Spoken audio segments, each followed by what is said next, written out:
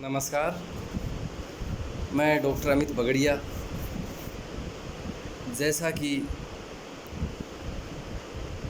हमने पिछले एपिसोड में चर्चा की थी, भारत का विधिक और संवैधानिक इतिहास, मैंने आपको असाइनमेंट भी दिया था। उसी के क्रम में हम आगे आज और चर्चा कर रहे हैं। हमारा टॉपिक बनता है भारत में ईस्ट इंडिया कंपनी का प्रारंभिक शासनकाल। जब ईस्ट इंडिया कंपनी भारत में आई, उससे पहले भारत की कानून व्यवस्था क्या थी, भारत की न्याय व्यवस्था में क्या आयाम थे, किस प्रकार का सिस्टम था कि भारत की जनता के साथ अगर कोई अन्याय हो तो उसे न्याय किस प्रकार से प्राप्त या प्रदान किया जाता था, आदि आदि चर्चा। इसके लिए सबसे पहले मैंने आपको बताया कि अंग्रेज़ों से पहले राजाओं का शासन था। राजाओं की कोई निश्चित संहिता नहीं थी। महमूद गजनवी आया, उसके अपने ही नियम कायदे होते थे। अकबर के अपने ही नियम कायदे थे। उससे पहले मोहम्मद गोरी आया, उससे अलग थे। अलाउद्दीन खिलजी आया, उसके अलग नियम थे। कुल मिला के तात्पर्य ये है कि कोई भी एक निश्चित कोड या संहिता उपलब्ध नहीं थी जिस आधार पर कोई कानूनों का निर्वचन किया जा सकता था। इसलिए राजा का आदेश ही सर्वोच्च विधान था। लेकिन बाद में सन 1600 ईस्वी में ईस्ट इंडिया कंपनी की स्थापना हमारे भारत में हुई। अंग्रेज़ों ने एक कंपनी के रूप में भारत में आगमन किया। उस समय मुग़लों का शासन था। मुग़लकालीन शासन व्यवस्था के अंतर्गत आते हुए ईस्ट इंडिया कंपनी ने कुछ अपने क्षेत्र में कुछ अधिकार प्राप्त किए। उनकी कोई निश्चित टेरिटरी हुई, उनका अधिकार क्षेत्र हुआ। उस अधिकार क्षेत्र में ईस्ट इंडिया कंपनी के कार्मिक सीमित मात्रा में व्यापार करने लगे। ये हमारा प्रारंभिक चरण था। प्रारंभ में कंपनी 15 वर्षों के लिए स्थापित की गई थी। उसके बाद में प्रत्येक 2 वर्ष पर उसका शासनकाल बढ़ाया जाता था। इसके साथ ही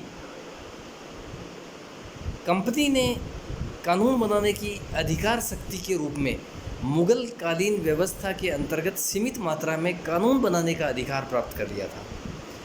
इसका तात्पर्य ये है कि हत्या और जघन्य अपराधों को छोड़कर छोटे मोटे मामलों में ईस्ट इंडिया कंपनी द्वारा अपने ही बस्तियों में कानून बनाने का अधिकार प्राप्त कर लिया। इसके लिए मुग़ल शासन के नियम मानना बाध्यकारी नहीं था। इसके बाद में 1609 का राजलेख आया, चार्टर 1609। इसमें ईस्ट इंडिया कंपनी का जो शासनकाल था वह 15 वर्षों तक जो जारी किया गया था उसको बढ़ा के असीमित काल के लिए कर दिया। अर्थात ये तय कर लिया कि 15 सालों बाद में भी कंपनी का पैकअप नहीं होगा, कंपनी जाएगी नहीं। 1609 का जो चार्टर है उसका मुख्य आधार ही ये था कि कंपनी की भारत में जड़ें स्थापित करना। अर्थात कंपनी शुरू में इस उद्देश्य से आई थी कि किस प्रकार हम भारत में सर्वाइव कर पाएंगे, भारत में क्या व्यवस्था होगी। और ये 9 साल के अंतर्गत कंपनी ने जान लिया। उसके बाद में ये कहा गया कि अब कंपनी असीमित काल के लिए शासन व्यवस्था करेगी। इसी के साथ भारत में प्रथम आंग्ल बस्ती, अंग्रेज़ों की जो बस्ती है, उसकी स्थापना हुई सूरत में, जिसको सूरत फैक्ट्री बोलते हैं।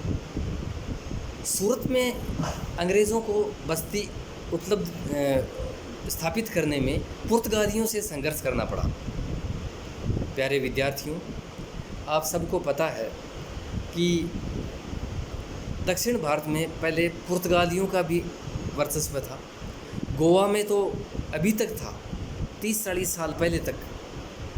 इसलिए पुर्तगालियों से संघर्ष करने के बाद में अंग्रेज़ों ने सूरत में सबसे पहले अपने अंग्रेज़ों की बस्ती स्थापित की और वहाँ अपने धर्म, विधि, परंपराओं के अनुसार कुछ वो आगे बढ़ने लगे अंग्रेज़। सारांश ये है कि स्वायत्त शासन स्थापना हुआ सूरत फैक्ट्री में अर्थात सूरत फैक्ट्री के क्षेत्राधिकार में जो भी अंग्रेज़ जनता रहती थी, कंपनी के जो कार्मिक होते थे, उन कार्मिकों के लिए जो कानून बनाने का काम था, जो धर्म और विवाह और जो उनकी ईसा मसीह में जो उनकी निष्ठा थी, आस्था थी, उसके अकॉर्डिंग वहाँ कानून बनाने का कुछ स्वायत्त अधिकार मिला अंग्रेज़ों को तत्कालीन मुग़ल सम्राट द्वारा। तो ये एक तरह से देखा जाए तो भारत में एक कदम बढ़ा आगे, अंग्रेज़ों का एक कदम आगे बढ़ा। अब सूरत फैक्ट्री की प्रशासनिक व्यवस्था, मैंने आपको बताया कि सूरत फैक्ट्री में 3 प्रकार के कर्मचारी होते थे, राइटर्स, फैक्टर्स और मर्चेंट। राइटर्स सबसे छोटे कर्मचारी होते थे जिन्हें 10 पाउंड वार्षिक वेतन मिलता था। फिर फैक्टर्स, उन्हें 20 पाउंड, और उसके बाद में मर्चेंट, काफ़ी सीनियर जो कर्मचारी हो जाता था, उसको 40 पाउंड वेतन मिलता था। और उन्होंने अपना कंपनी के प्रति काम शुरू किया। रही बात सूरत फैक्ट्री की न्याय व्यवस्था की, देखिए सूरत फैक्ट्री में भी दोहरी न्याय व्यवस्था थी। एक तो आपसी मामलों के झगड़ों के लिए, और एक सूरत फैक्ट्री में जो अंग्रेज़ रहते थे, अंग्रेज़ और भारतीयों के झगड़ों के लिए।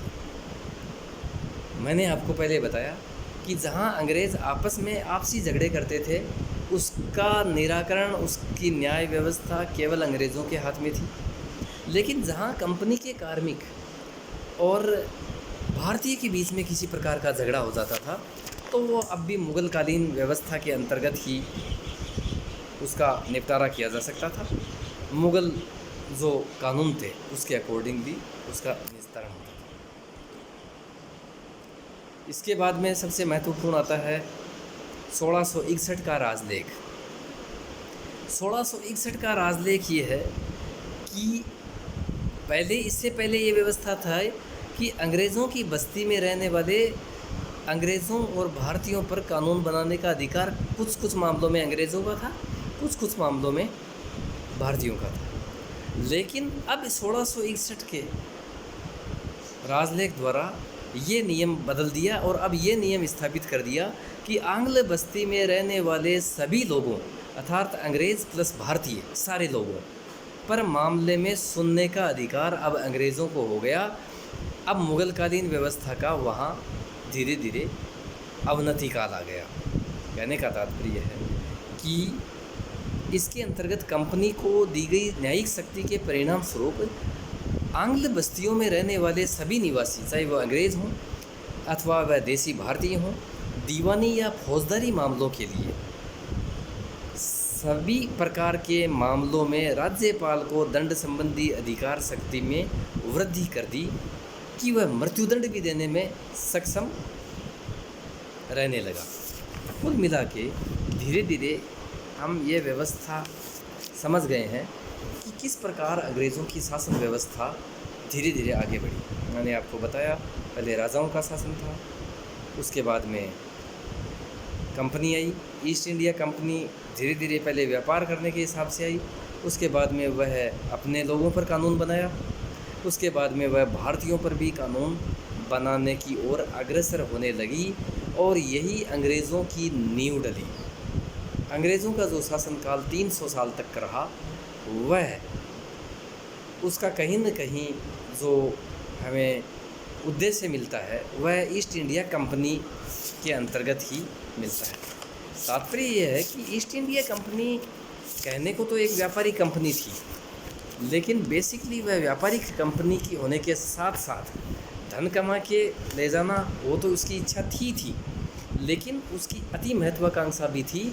उसकी ये महत्वाकांक्षा भी थी कि भारत की व्यवस्था में, भारतीय भूभाग में हम अंग्रेज़ों का शासन कैसे स्थापित करें, अंग्रेज़ों के लिए किस प्रकार से हम आगे अपॉर्चुनिटी देखें।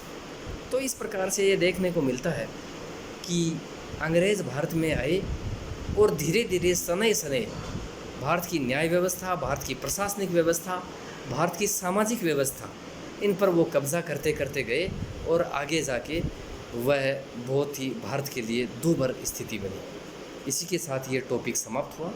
आशा करता हूँ कि आप इस यूट्यूब चैनल को सब्सक्राइब करते हुए आप अपनी पुस्तक से भी इस चीज़ को मिलान करते हुए और अपने नोट्स तैयार करें, और जो हम कंसाइनमेंट आपको देते हैं समय समय पर, उसको भी आप तय समय में पूरा करें, क्योंकि अभी तक ये स्थिति तय नहीं हुई है कि आपकी एग्ज़ाम होंगी या आपको ऐसे ही प्रमोट किया जाएगा। जैसी भी स्थिति होगी, राज्य सरकार और यूजीसी के अकॉर्डिंगली जो नियमानुसार हमारे पास निर्देश आएंगे, उनके अकॉर्डिंगली हम आपको सूचित करते रहेंगे। धन्यवाद।